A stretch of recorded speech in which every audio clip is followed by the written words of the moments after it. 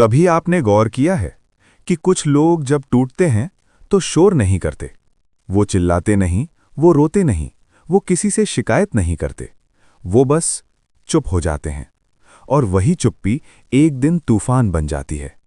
आज की यह कहानी ऐसे ही एक इंसान की है, भारत के नक्शे पर मुश्किल से दिखने वाले एक छोटे से कस्बे की, जहां लोग ज्यादा नहीं सोचते, बस जीते हैं। उस आदमी का नाम था विक्रम शेखावत। राजस्थान की तपती जमीन, जहां धूप भी कड़ी होती है और हालात भी। विक्रम के पिता कपड़े की एक छोटी सी दुकान चलाते थे। दुकान बड़ी नहीं थी, लेकिन साख थी।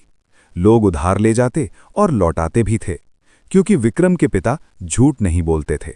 विक्रम ने ईमानदारी घर से सीखी थी और खामोशी सड़क से। वो बचपन में कम बोलता था, लेकिन देखता बहुत था। किसके चेहरे पर कितनी सच्चाई है, वो उसे समझ में आ जाता था। 18 साल की उम्र, जहां ज्यादातर लड़के सपने देखते हैं, विक्रम ने जिम्मेदारी देखी।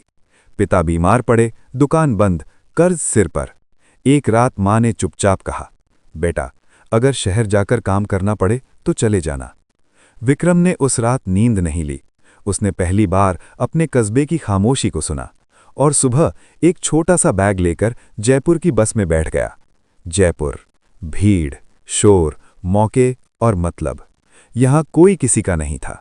कई जगह भटका, कई जगह रिजेक्ट हुआ और फिर एक कपड़े के बड़े गोदाम में नौकरी मिली। मालिक का नाम था महेश अग्रवाल। महेश बोलने में मीठा, कपड़े में सफेद और नियत में अस्पष्ट। वो हर किसी से कहता, हम यहां परिवार हैं। और विक्रम इस बात पर सच में विश्वास कर बैठा। दिन निकलते विक्रम मेहनत करता, रात होती तो अकाउंट समझता। वो नौकरी नहीं कर रहा था, वो बिजनेस सीख रहा था। 3 साल बीत गए। महेश का कारोबार 2 गुना हो गया और विक्रम, वो अब हर फैसले का हिस्सा था। एक दिन महेश ने ऑफिस बंद होने के बाद चाय मंगवाई और कहा, विक्रम, अब तू सिर्फ कर्मचारी नहीं, मेरा पार्टनर बनेगा। विक्रम की उंगलियां कांप गईं। उसे लगा जिंदगी ने उसका इम्तिहान पास कर लिया है। कागज आए, भारी भारी फाइलें, अंग्रेजी में लिखी शर्तें। महेश हंसते हुए बोला, अरे पढ़ने की क्या जरूरत, हम भाई हैं। और विक्रम ने साइन कर दिए। यहीं कहानी की सबसे खतरनाक लाइन लिखी जा चुकी थी, लेकिन उसे उस वक्त ये पता नहीं था। 6 महीने बाद सब कुछ बदल गया। ऑफिस में अफरा तफरी, सरकारी नोटिस और एक सुबह महेश गायब। फोन बंद, घर बंद, ऑफिस सील और सारा रिकॉर्ड विक्रम के नाम। 48 घंटे में विक्रम नौकरी से आरोपी बन गया। उस रात एक सस्ते लॉज में वो चुपचाप बैठा था। रोया नहीं, चिल्लाया नहीं, बस दीवार को देखता रहा और धीरे से बोला, अब अगर उठूंगा तो दिखूंगा नहीं। अगली सुबह विक्रम जल्दी नहीं उठा, क्योंकि उसके पास उठने के लिए कोई वजह नहीं बची थी। न नौकरी, न नाम, न भरोसा, बस कागजों का ढेर और बदनामी का डर। लॉज के बाहर लोग चाय पी रहे थे, हंस रहे थे, जिंदगी चल रही थी। और विक्रम को पहली बार एहसास हुआ, दुनिया किसी के रुकने से नहीं रुकती। अगले कई हफ्ते विक्रम ने दर दर भटककर अपने आप को बचाने की कोशिश की। वकील, सीए, ऑफिस, लाइनें, फॉर्म और सवाल। हर जगह उसे एक ही बात सुनने को मिली, कागजों में आप ही मालिक हैं। महेश ने जो किया था वो कानूनी था, और यही बात सबसे ज्यादा दर्द दे रही थी। एक शाम विक्रम कोर्ट के बाहर सीढ़ियों पर बैठा था। उसके पास बैठे एक बुजुर्ग ने धीरे से कहा, बेटा, यहां सच नहीं, समझ काम आती है। विक्रम ने पहली बार इस देश के सिस्टम को ध्यान से देखा।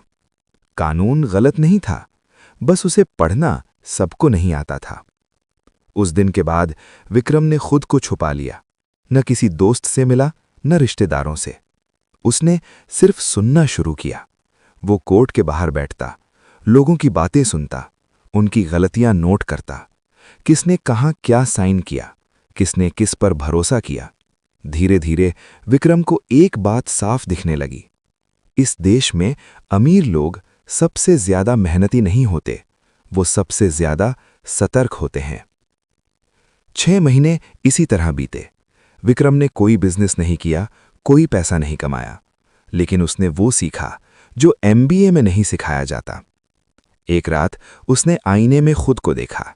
पुराना नाम, पुरानी पहचान, सब उसके लिए खत्म हो चुकी थी। और उसी रात एक नया नाम जन्मा, वीर मल्होत्रा।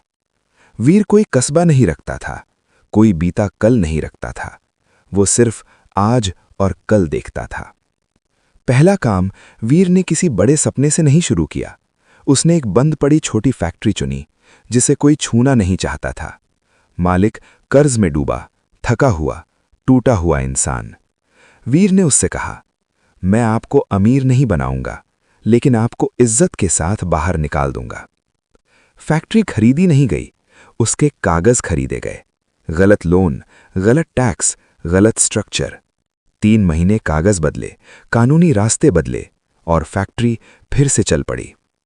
पहली कमाई ज्यादा नहीं थी, लेकिन पहली जीत थी। वीर ने खुद से कहा, अब मैं बिजनेस नहीं करूंगा, अब मैं गलतियों को सुधार कर पैसा बनाऊंगा। धीरे धीरे उसका नाम सिस्टम के अंदर घूमने लगा, खामोशी से, बिना किसी बोर्ड के। और तभी कहानी में एक पुराना साया फिर से हिलने लगा, महेश अग्रवाल। विक्रम के लिए जो अतीत था, वीर के लिए वो एक आने वाला मौका था।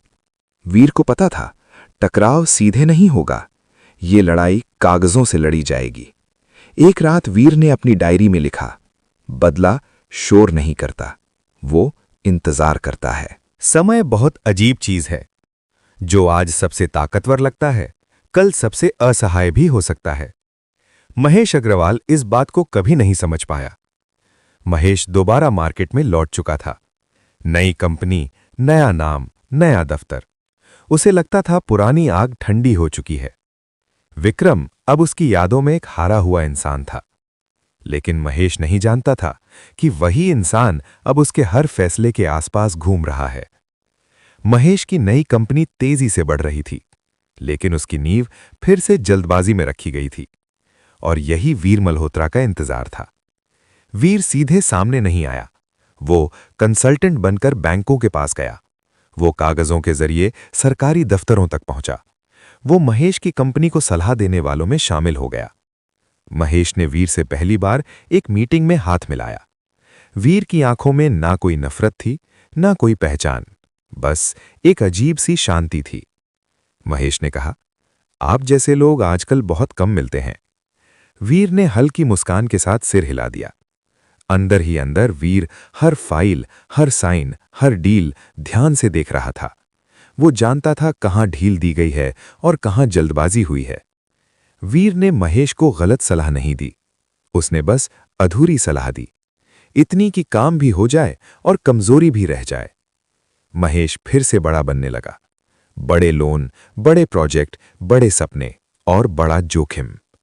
एक दिन वीर ने महेश से कहा, अगर आप चाहें तो मैं आपके लिए एक स्ट्रक्चर बना सकता हूं जिससे आपको कोई छू भी नहीं पाएगा। महेश को यही तो सुनना था। उसने बिना ज्यादा सोचे हां कर दी।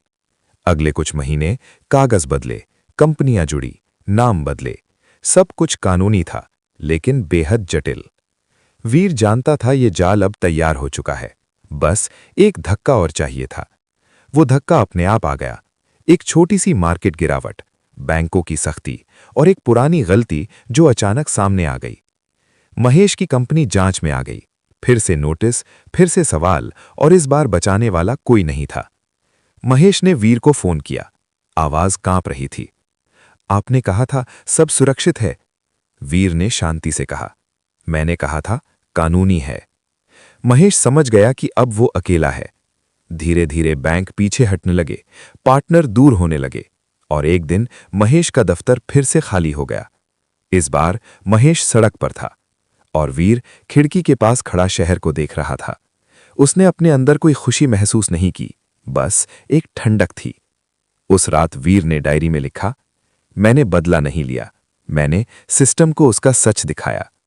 लेकिन कहानी यहीं खत्म नहीं होती, क्योंकि जिस इंसान ने इतनी बड़ी चाल चली हो, वो छोटा नहीं सोचता। अब वीर का लक्ष्य सिर्फ महेश नहीं था, अब वो पूरा खेल बदलना चाहता था। महेश अग्रवाल अब किसी मीटिंग में नहीं था। वो अखबार के कोने में एक छोटी सी खबर बन चुका था। एक कारोबारी पर कानूनी कार्रवाई। नाम छोटा, लेकिन कहानी लंबी। वीर मल्होत्रा उस दिन किसी जश्न में नहीं गया। उसने एक सादा सा कमरा चुना, एक कप चाय बनाई और खिड़की के पास बैठ गया। उसने खुद से पूछा, क्या यही जीत है? और पहली बार उसके अंदर कोई आवाज नहीं आई। वीर जानता था, अगर वो यहीं रुक गया तो वो भी महेश जैसा बन जाएगा, और वो ये नहीं चाहता था। अगले 2 साल वीर ने धीरे धीरे अपना नेटवर्क बनाया। कोई एक बड़ी कंपनी नहीं, बल्कि दर्जनों छोटी कंपनियां। हर कंपनी अलग काम, अलग नाम, अलग चेहरा, लेकिन सारा नियंत्रण एक ही जगह से होता था, कागजों से। वीर ने उन लोगों के साथ काम किया जो पहले टूट चुके थे, जिन्हें सिस्टम ने बनाया था या ठगा था। उसने उन्हें पैसा नहीं दिया, उसने उन्हें समझ दी, और समझ सबसे महंगी चीज होती है। धीरे धीरे वीर का काम भारत के कई शहरों में फैल गया, कहीं मैन्युफैक्चरिंग, कहीं लॉजिस्टिक्स, कहीं रियल एस्टेट। लेकिन किसी बोर्ड पर उसका नाम नहीं था, किसी इंटरव्यू में उसका चेहरा नहीं था। वो भीड़ से दूर रहकर सब कुछ चला रहा था। एक दिन एक बड़ा उद्योगपति उससे मिला और पूछा, इतना सब होने के बाद आप सामने क्यों नहीं आते? वीर मुस्कुराया और कहा, जो दिखता है वो बिकता है, जो नहीं दिखता वो चलता है। साल बीतते गए। वीर अरबों के कारोबार का हिस्सा बन चुका था, लेकिन उसकी जिंदगी अब भी सादी थी। एक शाम वो अपने पुराने कस्बे लौटा। वही सड़क, वही दुकानें, वही लोग। पिता की पुरानी दुकान अब बंद थी। वीर ने चुपचाप उसे दोबारा खुलवाया। नाम बदला, चेहरा बदला, लेकिन ईमानदारी वही रखी। मां की तस्वीर के सामने खड़े होकर उसने कहा, मैं अमीर बन गया, लेकिन आपकी सीख नहीं भूला। उस रात वीर ने अपनी डायरी आखिरी बार खोली और लिखा, धोखा अगर तोड़ दे तो इंसान मर जाता है, और अगर सिखा दे तो इतिहास बनता है। आज अगर आप इस कहानी को सुन रहे हैं तो ये सिर्फ एक अमीर आदमी की कहानी नहीं है, ये एक चेतावनी है। हर साइन से पहले, हर भरोसे से पहले, हर साझेदारी से पहले सोचिए, क्योंकि दुनिया ईमानदारों से नहीं, समझदारों से डरती है।